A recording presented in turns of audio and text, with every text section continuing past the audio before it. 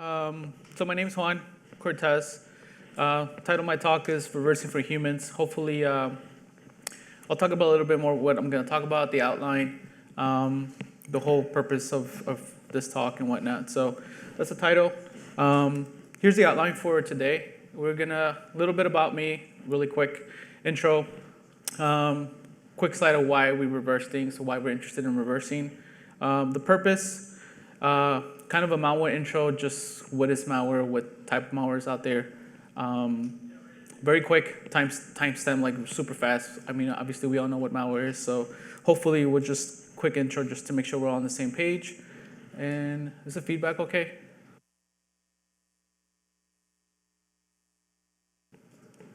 Hello? Okay.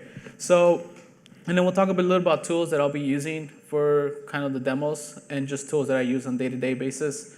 And then we'll do some reversing time, some actual demos. Hopefully it works out with the resolution. And I practice the demos, so hopefully they don't break, but we'll see. So I'm a malware researcher and reverser at Palo Alto Networks. I'll leave it at that. If you want to know more, just come talk to me. I love Red Bull, chocolate cover espresso beans, and assembly and learning. So if you have any of those things, we can be friends.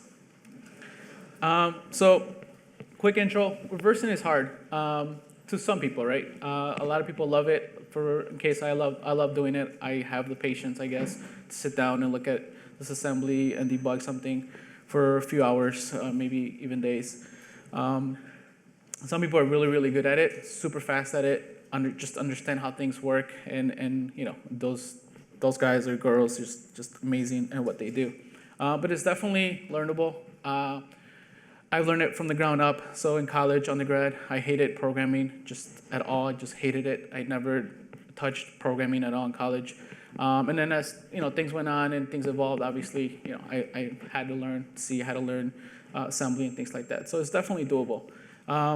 Second of all, why reverse it? There's a emoji poop load of malware out there. So there's a lot of it to look at, a lot of it to analyze. It's kind of really just kind of pick what you want to look at. And basically, we all want to save the world. And then, you know, we drink coffee to do stupid things faster with more energy, which I did not have my Red Bull today. So, so why do we reverse things? So reverse engineering, kind of, if nobody knows what it is, well, I'll give you the Webster dictionary. There's disassemble and examine or analyze in detail to discover the concepts involved in manufacturing, usually in order to produce something similar. That's a lot of words. Basically, my initials in my dictionary is figure out what thing is doing what thing. So usually when I do it, reverse a sample, I try to look at what specific thing is doing what thing so that I can produce results or some sort of answer to whoever wants me, whoever wants that answer to reverse, or either if it's me or somebody else in my team. And then actually, the other one is it should be part of your incident response plan. Underline and bolded your, because everybody has their own unique plan, their own unique, we all come from different industries, different backgrounds.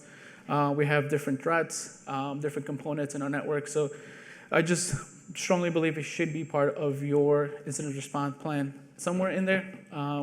It should be some sort of, reverse the sample or some sort of threat that came into your network that raised alerts, raised flags that, you know, you should be able to really understand what it's doing. And then basically for me, I love reversing because it's a challenge. I like the puzzles. I want to know what, why, how of an attacker's code. I think I'm at my point in my career of reversing where I can look at a piece of code and quickly tell that the attacker was very shitty at writing their code, didn't spend their time hiding it, didn't really care if it was, if it was runnable at all sometimes. So, and then there's times where you find the attacker that has code that's very sophisticated, takes their time, makes my job harder and a lot more fun. And then obviously just slow and stop their badness. Basically, though at the end, I think it's a cat and mouse game, sort of a Batman and Joker relationship. I'm not saying that malware should exist in order for us to have jobs, but if somebody has the solution to completely stop malware, I would be without the job, but I would love to be part of that solution. But for now, it's a cat and mouse game.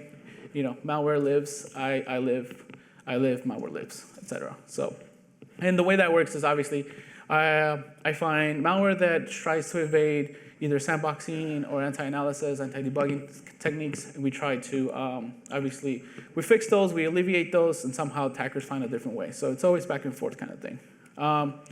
So the goal for today is to help you, yeah, that worked, awesome. Is to help you reverse faster, not to the point where we cut off our arms at our keyboards, but hopefully be able more efficient in being able to analyze a sample, be able to provide answers quickly. And then basically kind of where this idea came from is help you reverse us help you. So I forgot to answer a question, who actually reverse here for a full-time job? Does anybody reverse? Like, is that part of their title, part of the day-to-day jobs? Nobody? Okay, well, hopefully the demos are not too daunting. Who has reversers that help you guys reverse stuff? Okay, so we have couple people. Cool. So then this is kind of my goal to you guys, and everybody we all can learn together. But so we have a team at Palo Alto, and we have 4 sub teams. I'm with the reversing team, and then we have a threat intel team. Threat intel team does a lot of very basic analysis stuff, finds all the cool stuff to look at. And then they'll usually find a sample that they can't reverse. It either has a decoding algorithm, or just bypassing our sandbox, or bypassing all sandbox. It just doesn't execute in their VM. So then they give it to us, and that's when we have the fun stuff. So what I mean by help you versus help you is the threat intel team has a very specific template of what information to give us in order for us to give them answers faster, and we'll see that. And then obviously to get better at all things, just to step our game up and be good at reversing stuff.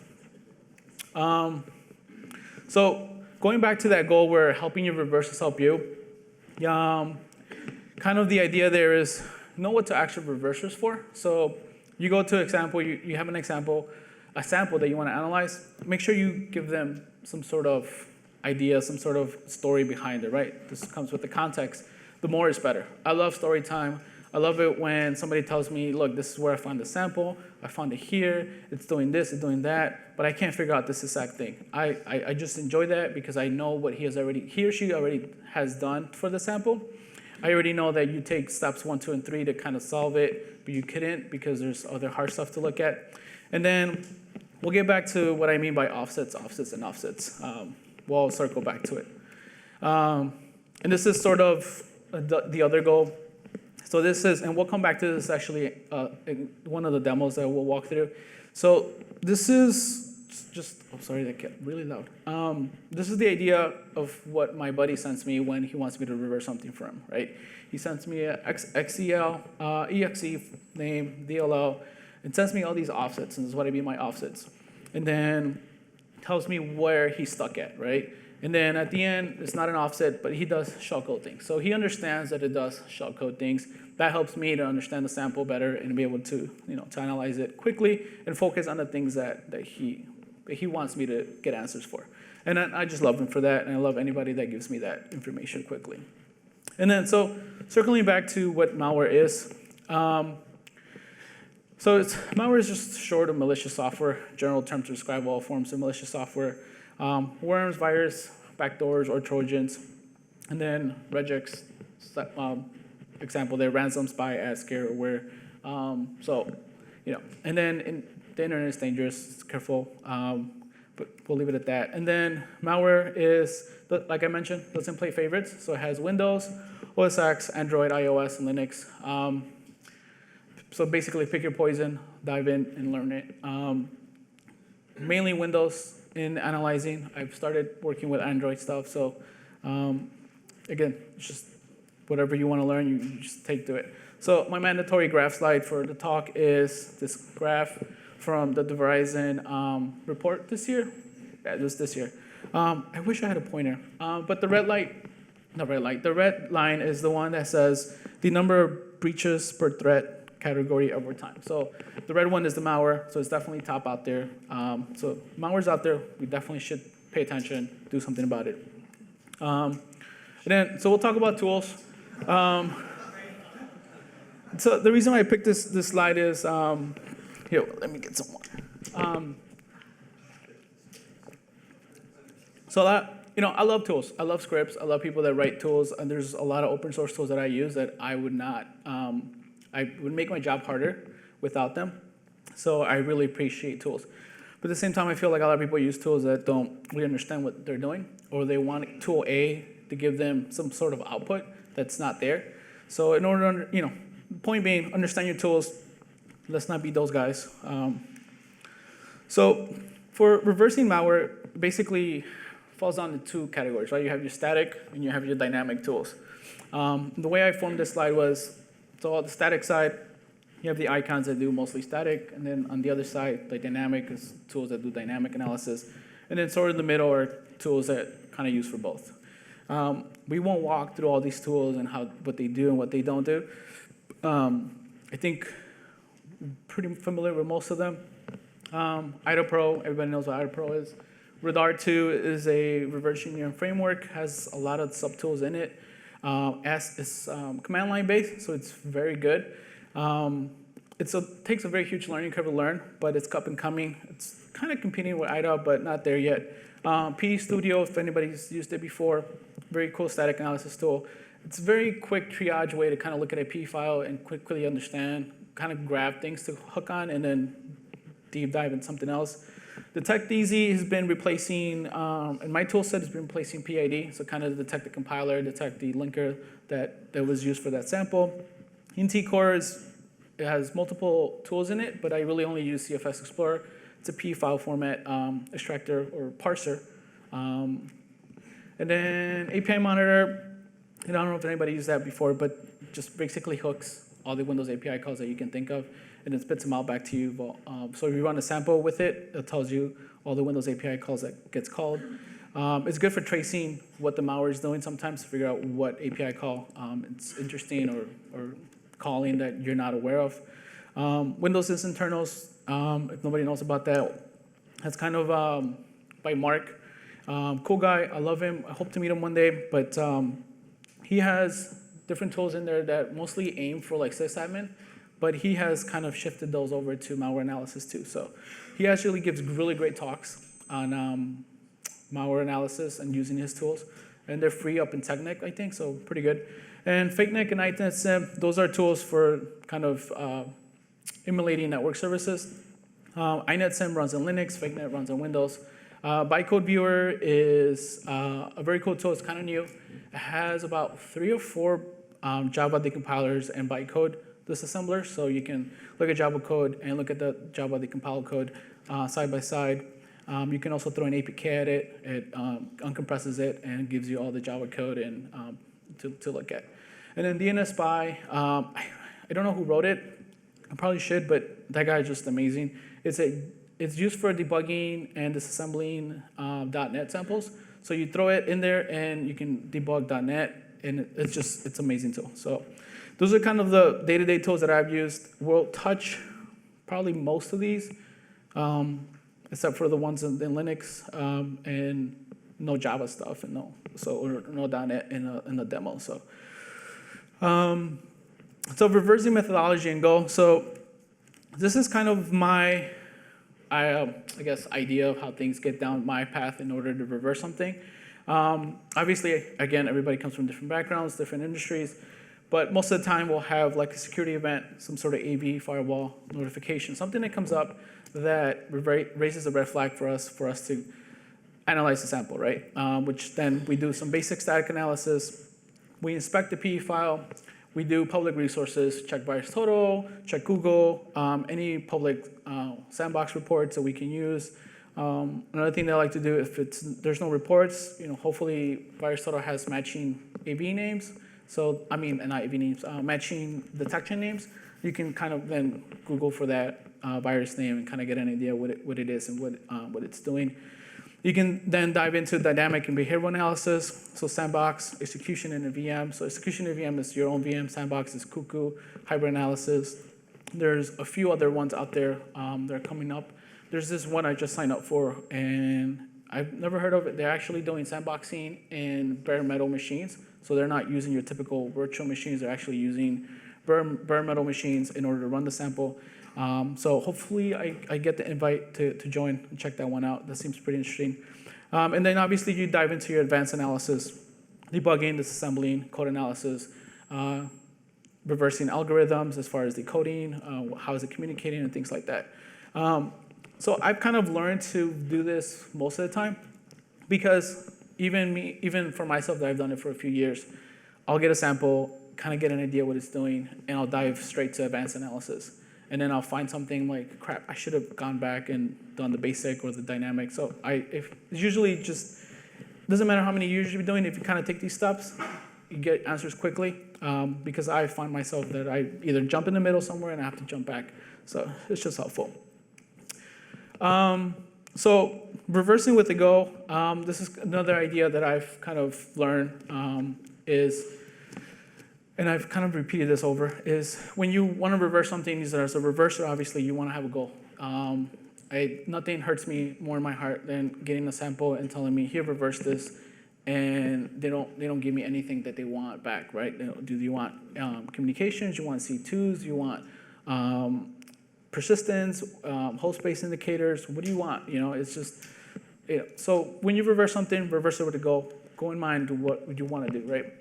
I had tried to find a meme in here, but I couldn't. Just Googling for why just wasn't giving me the right image. And I'm actually way ahead of time, but that's good. So we'll get to reversing time. The way I've structured this is I have 3 samples, so hopefully we get to all 3 of them. And then hopefully we can see them correctly in the screen. So sample 1, we have cool guy, which is my buddy, and then on the other side, cool guy 2. He tells me, hey friend, I have a DLL with an export CI which beacons to Google. So without going into too much detail, a DLL is obviously just another PE file. It's a library used for Windows, and they have, they have exports. So they have functions or methods that they get called out in order for them to be used for another library, another program. And I told him, hi friend, I am very excited, much excited. Tell me what's going on. And he's like, it looks like it's decoding strings with function, and then he gives me an offset. So I'm excited. Let's do the first live demo. Hopefully this works. It should work. All right. There you go. Ooh, awesome. Okay. So this is my Windows VM. Let me copy the offset because I always forget it.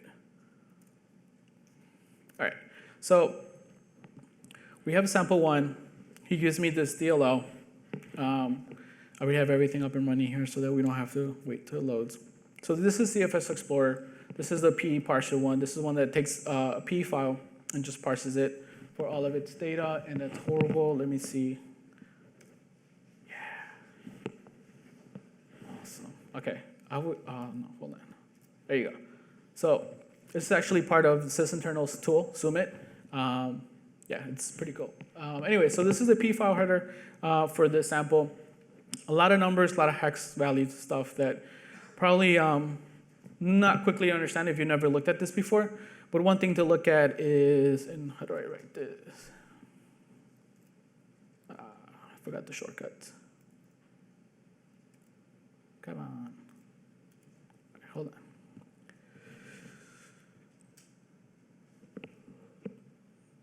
Control 2. I thought that was working. Oh, I guess I have to click it and then. Anyway, so here we see the export, right? The one he talked about. And he told me that one specifically. He didn't tell me, hey, there's an export that I don't know what it's doing at one function. And then I would give him the DLL and I would have gone back. I would have been like, well, which export? There's 3 different ones. And then there's dialogue that just unnecessary dialogue that he could have already shared because he already knows. So we're going to focus on that export. So that's CFS Explorer. This is the other one, the P Studio one, that I sometimes use it, not a lot, just because it gives you good information. But so this is the startup one. It gives you hash, it gives you CPU stuff. The CPU one, so the P file, without diving too much into details and getting too involved in the P file, the P file header format actually has 2 different fields that you can determine whether it's 64 or 32-bit.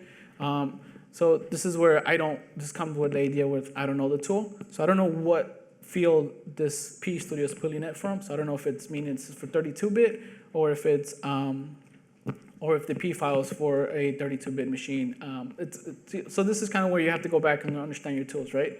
The other thing cool about the P Studio, it has this sort of a plugin kind of base thing where you can tell it, well, if you find this string or you find this, then mark it as potentially bad. So this one actually, I found a couple of strings.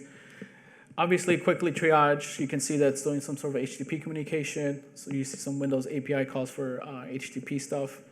All right, so that's P Studio. And then I think so this is the TechXD one. I love the black and gray. It just makes it look more cool.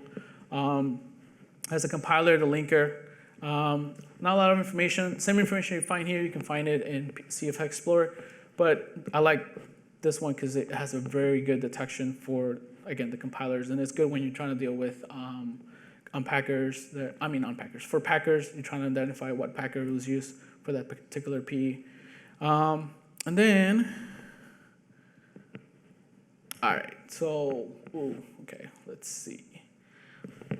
It's horrible. Give me a second. Let's see if we can make this a little bit bigger just so that we can.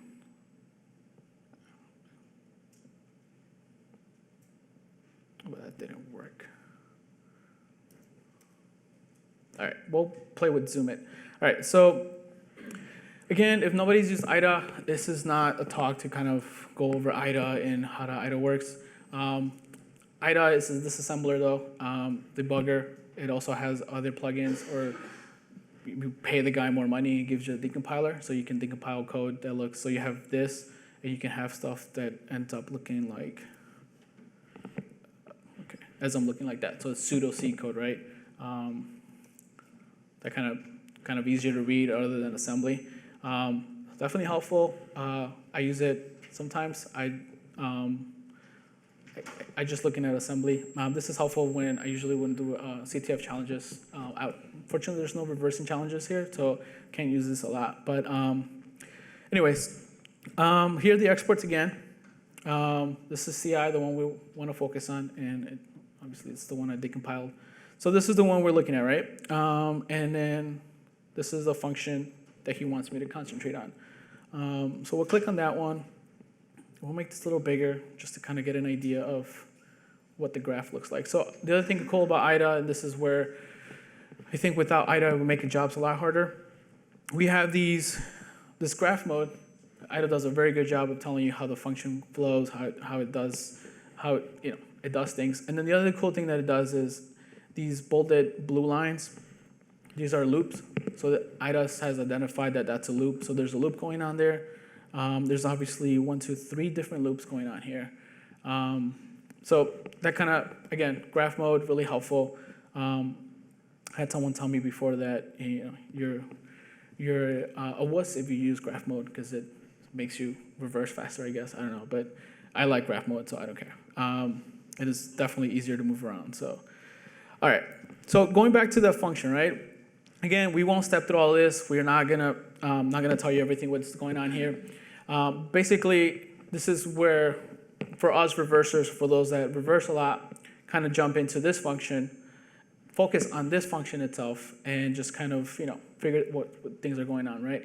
Now, I'll break it down for you guys. Obviously, again, we won't go through everything, but there's 3 loops, and I see this value. The other thing that IDA does a lot too is, and we'll see it. So if you highlight something, if it had matching things, it'll highlight everywhere all the function graph. So it's very easy to see matching variable names or matching values that is used throughout the function. So I use that fairly a lot too. So you see here this hex value 100, which is 256 in decimal. And we'll keep that back to this one I like working with. So use that twice, and I see 2 loops, and I see another loop. So looking at this, and I've already looked at this plenty, I identified right off the bat this is RC4 encryption. So it's the way RC4 encryption works and not a cryptology, so I'll definitely mess up the cryptology names and all the proper names. But the first loop, The first two loops are the key initialization, so it initializes the key with the buffer and whatnot, and then uses the key to randomize that buffer with the key values. And then the second, or the final loop, is when it actually decrypts or decrypts the functions back, in the characters back. We're using that 256 array of values that it just initialized. So anyway, I have identified this as RC4. I told him, and then we'll just name this to RC4. Cool, right? Again, we're not going to talk about how assembly works and things like that. We'll talk a little bit in this example here. So I've identified it. I see that it's called twice within the function that he asked me about. Oh, no, not the function he asked me about, within the export. So it's called twice. So then he wants to know, well, what's the key for this RC4 encryption so that I can decrypt all the strings and be happy. So then, again, we use IDA's wonderful highlighting capabilities. So right before it's called, if you know how assembly works, it pushes arguments onto the stack for x86. So you see that it's pushing this value here, and it's pushing it for the other one too. You go above the other one, which is also moving it to EDX and then pushing it to the stack. It's also calling it again, or pushing it to the stack. Then we have this third value up here, where this one's not called again on the second call. So then you kind of look at these values, looking at this one, and then looking at this one. So this one has a value of 10 hex, which is 16 bytes. If you were to count this is actually 16 bytes. So I guessed right off the bat, I'm not going to tell you that my guess was right, but I guessed that this is the key. So we'll just call this the key.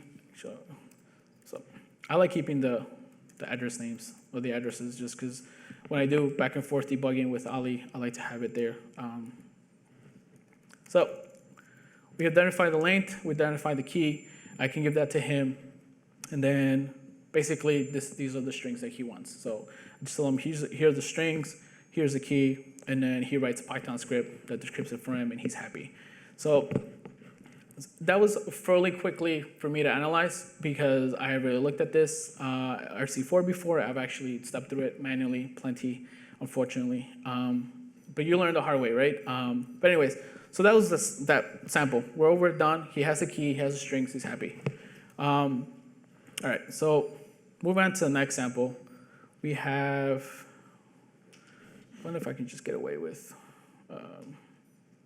just doing this so that the refresh doesn't kill it. Yeah. All right. So we have done demo. Hopefully that worked. Hopefully we caught something. Second demo, the same guy. He's like, hey, friend, you want to help me again? I'm like, for sure, I will help you. So he tells me, here's the scenario. And if you notice the names, they're very similar to the ones we saw on the first sample when I showed you the red boxes. So he tells you the whole story. And I'm like, okay, cool, give me the files, give me the offsets. And then, can't do that. He gives me all that information, which is just wonderful. Again, we can focus on the things that we want to focus on. Gives me the first exe, calls the DLL around this code, calls some shell code, does some XOR incremental, again calls the DLL, calls some shell code, and then he tells me the shell code should be at memory 3B00, and then the decoding routine that he's interested in is at that offset. So a couple of things to take from this story is, first of all, going back to one slide is, so he's looking at this, again, DLL, working on this export, pre-process command line exew, and he's focused on, he already knows it does one thing, persistence. Great. Why? Because if I were to look at this DLL and I look at it, I'm like, hey, I notice persistence. If I notice the persistence, I already know he knows that, I don't need to worry about it. But if he didn't tell me that, then I would look at it and I would express that to him, and then obviously different dialogue would start up. And then the other thing is delivered in a self-extracting archive. They all have to be in the same directory. That's also helpful because usually you'll have samples and you move to different folders and things like that. So when you execute it, it all works fine. And this actually bit me in the butt when I was working on the demo because I wanted to change the file names and it wasn't working. I'm like, it's in the same directory.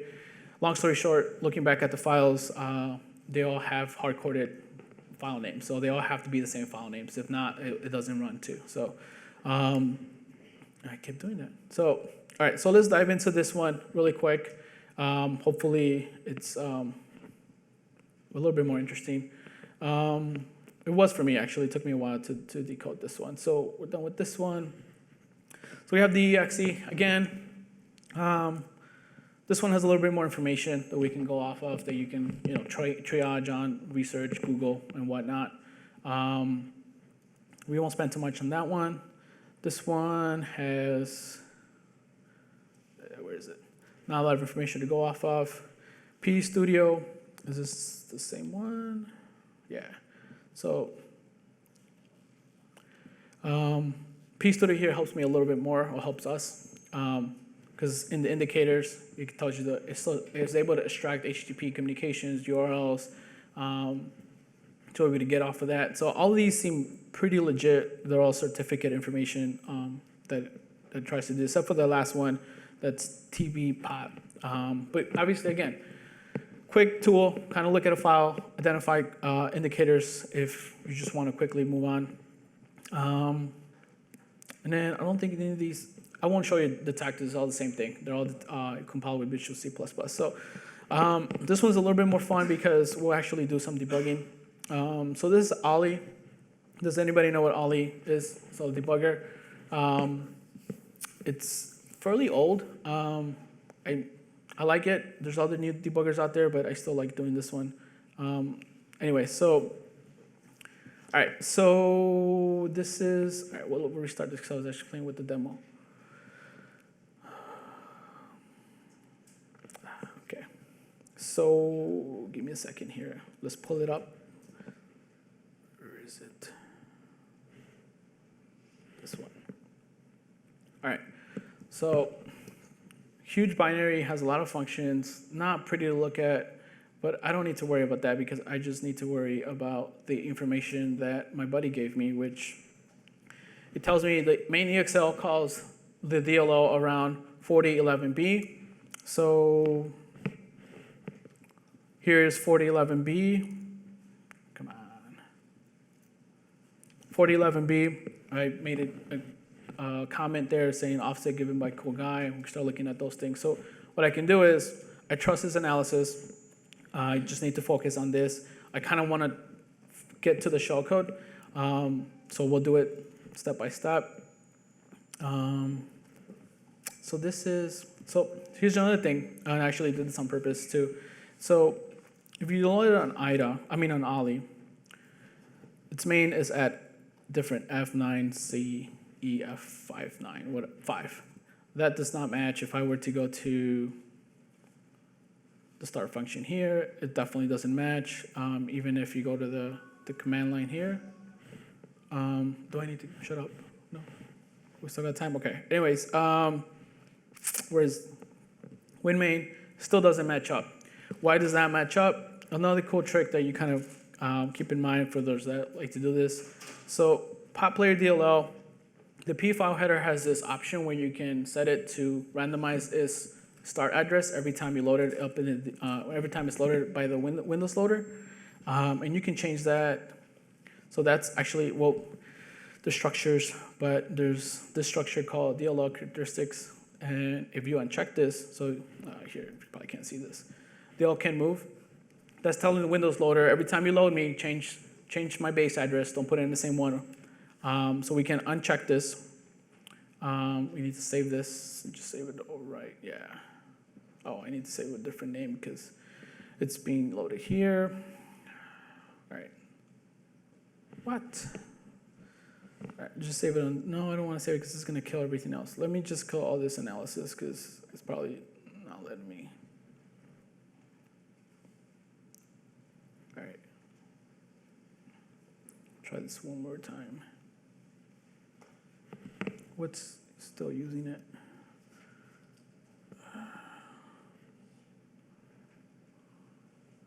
It's not Ollie. I mean, I know it's not.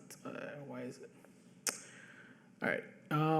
That's fine. We'll just save it. Oh, because this is the DLL. Sorry. Which is being used here. So just close this. where is it? But this one can't move. Sorry. Damn it. Okay. I think I messed this one up. Let's try this again. So, sample 2. I just ran it. Damn it. Oh well, it's all good. We're in a VM. That's happened to me plenty of times, and I have snapshots and things like that, so we're all good. All right, so yeah, so sorry, I was looking at the wrong file. It's all right. Cool, we're back in track. Hopefully it should still run. I don't think it has any checkings as far as if it's already running, I'm not gonna run again. All right, so going back to, so here's the main point. We're gonna set a breakpoint here. I'm gonna copy this, go here.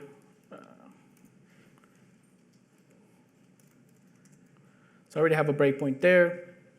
We're just gonna play through it. So remember he told me it calls the code around that area. It's not necessarily happening there yet, but basically we see some names there. Pop Player Mini, which is the DLL that's getting loaded. We'll step through this. We'll step over it. So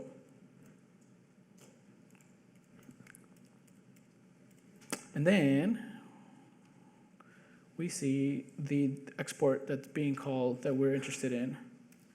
So here's a export that he told me about that he's interested in, and it's calling into it. So here, instead of stepping over it, so we actually don't step into it. And then this is the DLL. So from here on, we're done with this one. Let's open up the DLL in IDA. Where is it? Is it this one? Yeah. So again, as couple of exports, we only really worried about the one we want to work on. So without diving too much into this, because obviously some of this can be very daunting or boring for some of us, we see some registry stuff. This is where it sets persistence up. We don't worry about that because he already knows that. We have this other jump. This is where and then that's the other second location that he's interested in. So then the DLL calls the shellcode around 1012 DD, 1012 DD, which is down here. Here, 2012. Here it is. So we'll put a comment here, calls shellcode, and then so we'll go back to Ollie really quick, and then this is where the DLL can move, right? So we're inside that DLL. And we see that the address doesn't match up because of my failed attempt to tell you about that earlier. I was actually debugging the DLL. So we'll change that DLL so it cannot move, and then we'll actually have to restart this. So we'll click close this, save this. Man, just close this. Okay. So the DLL is the one that has that option where it can be moved all the time. Just save a different name, we'll just copy it. So we want to change that so that it makes the analysis easier for us to kind of, so we can move around with that. Where is it? So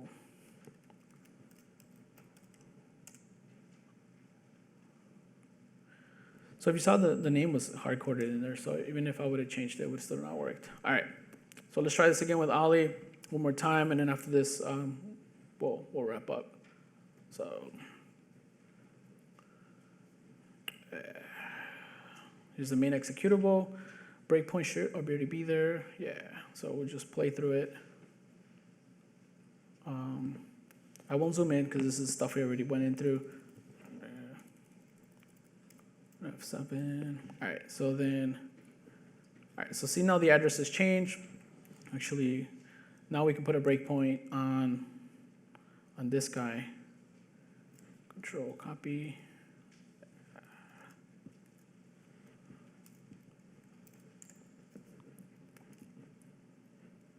All right, so we just let it run, and it breaks there. The other thing interesting here, so we'll zoom in here. So it's calling EAX, so it's calling into EAX, whatever buffer is at EAX pointing at. we have 3C000. Doesn't match up with the offset that he gave me when he told me to look at this as shellcode, which is fine. It's okay.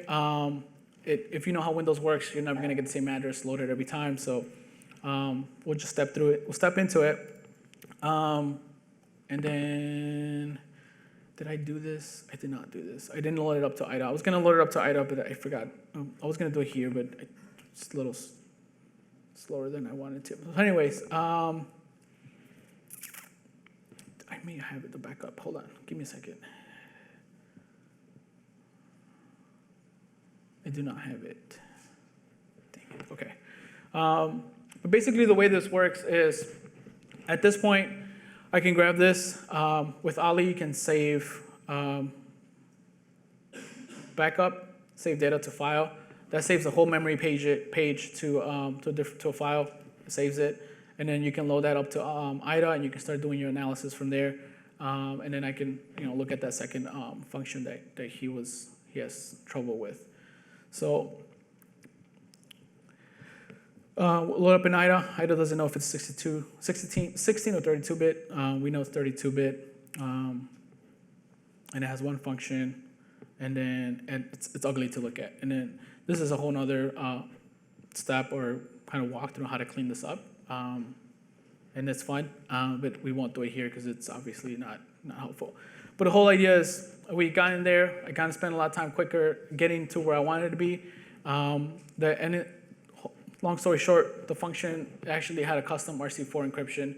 There was a very, it kind of hard to analyze, but eventually I got that to him, and then he was happy to code all the strings. So anyways, this other sample, we won't do it because we don't have time, but that's basically it. Learn to wrap up. So you want to make sure that when you reverse something or you want your reversers to reverse something, give them some ideas, kind of points to look at. Take the time to do the basic or the basic dynamic analysis through sandboxing and things like that. The third sample, I really wanted to go through it because it get the idea of be able to interpret the cuckoo results. And this is actually, the sample only has 2 pages of the report as far as behavioral analysis. That's very, very short for a sample. So when something like that sends out, you can obviously pinpoint from those API calls that it hooks, where to look at, where to jump into, and do your reversing from there. But anyways, that's basically it. I don't know if anybody has any questions. Apologize for the mix-up on the second sample, and then obviously for not being able to do the third one. If anybody's interested, be more than welcome to walk you through it if you want. But we're done. No questions?